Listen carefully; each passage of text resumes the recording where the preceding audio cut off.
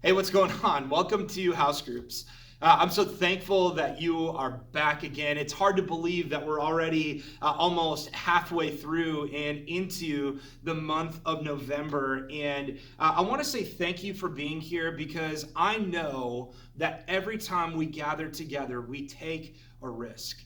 And the risk that we take is not that we're in an unsafe environment, but the risk that we take is because relationally we are risking something when we gather together and when we're asked to be a part of community where we engage authentically and with vulnerability.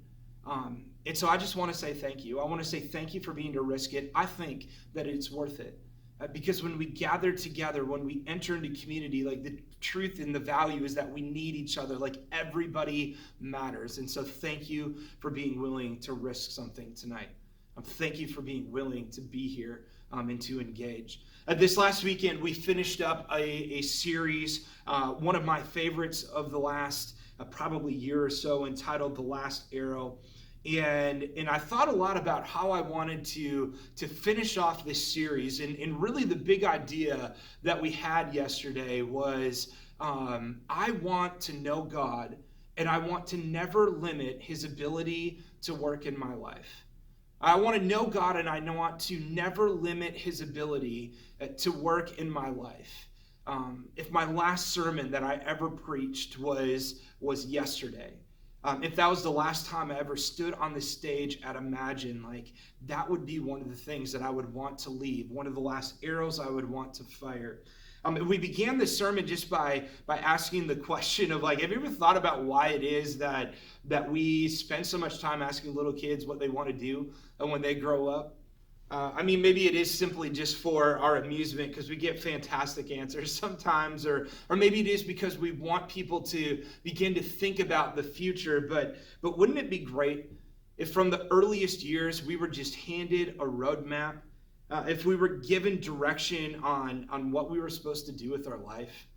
I think most of us struggle to figure it out. We struggle when we're 8 and when we're 18 and even 28. And if we're still in that place by the time we hit the age of 38, we can almost begin to have this overwhelming sense of despair because it's not the life that we wanted.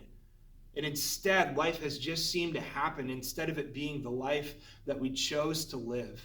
I think this is one of the biggest dangers that we have spiritually. That most of us, from a spiritual sense, allow life to just happen instead of knowing what it is that we want in our spiritual life and then going after it. And that's really the whole premise of the message yesterday. Like, I want to know God, and I want to never limit his ability to work in my life. And so I want to choose that. I don't want to just randomly have a spiritual life that just kind of sort of happens in the midst of everything else, but I want to intentionally choose to know him.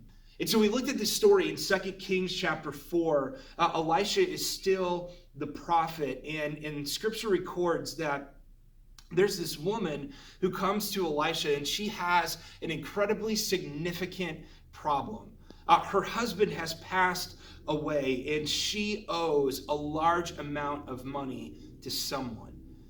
This amount of money that she owes is so big that in attempting to recoup the debt that is owed, her creditor has literally threatened to take her 2 sons as slaves to pay off the debt. And so I'm sure for a woman who has just lost her husband, for a woman who is drowning in the midst of debt and despair, she now has one of the few things that is a source of life for her 2 children being threatened to take away. And so she goes to Elisha and she's like, I have no idea. I need help. What is it that I do?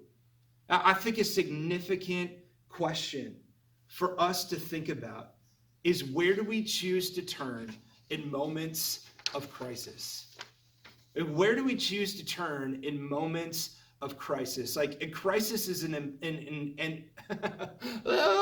crisis is an inevitable part of life. Imperfect church for imperfect people, right? A crisis is an inevitable part of life. And so the question becomes, where do we choose to turn in times of crisis? I love that this woman chose to turn and look to God, because I think so often it's a lot easier for us to pivot away from God.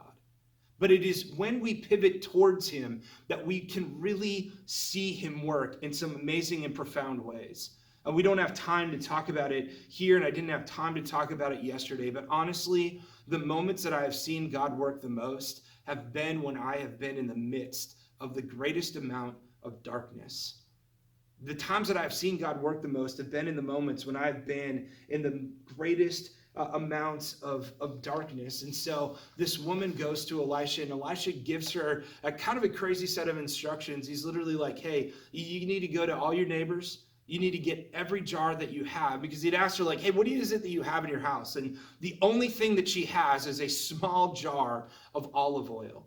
And so she goes and she collects all these jars, and she goes with her two boys, and she shuts the door and the windows of her home, and she begins to pour oil out of this small jar. And scripture records that the oil does not stop until literally every single vessel that she has borrowed is completely full.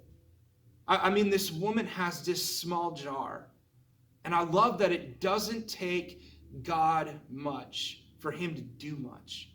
Like, God doesn't need very much in order to be able to do much, but there's a word that matters. If we want to know who God is, if we want to never limit his ability to work in our life, then the word becomes action. Like, we have to decide, this is what I want. And then we have to choose to intentionally engage and to chase it. If you want to know God, then you have to choose to intentionally move towards him. And this matters. This matters in moments where we're going through significant trial and through significant crisis. And see, I think the mistake that most of us make is that we live in such a way where we stand around and we wait for God to work and we wait for God to move. And sometimes we forget that it starts with us choosing to move towards him. I love that it wasn't God who ran out of oil. It was the woman who ran out of jars. See, God is always at work. He's always at work. He's always at work. And so the question becomes, what will you choose? What will you choose?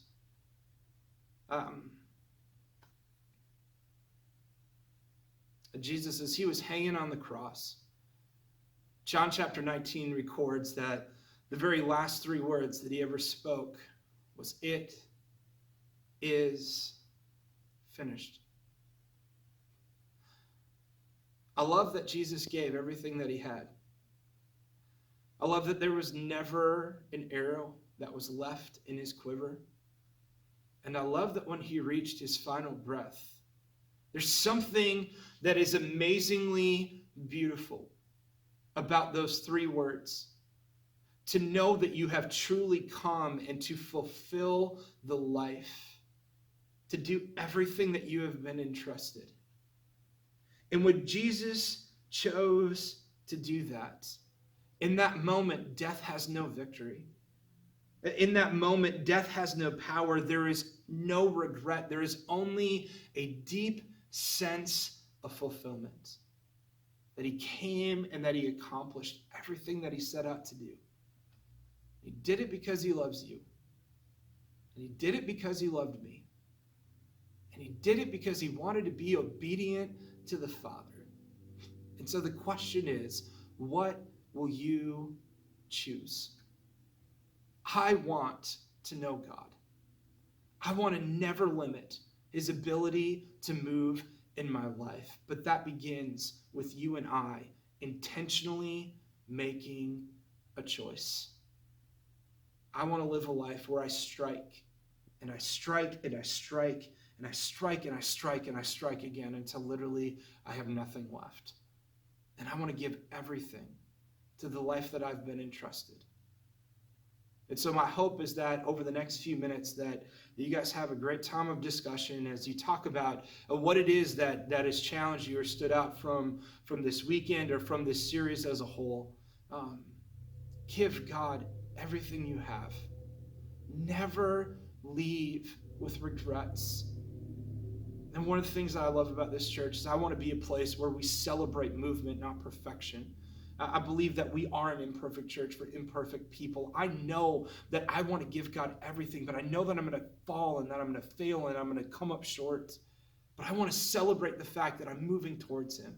I want to celebrate the fact that I'm going a little bit deeper with him today than where I was yesterday. And so my hope is that you guys have a fantastic and wonderful time of discussion. Thank you for being a part of Imagine Church. Thank you for being a part of this discussion. Thank you for being willing to risk it. Let's allow him to do immeasurably more in our lives.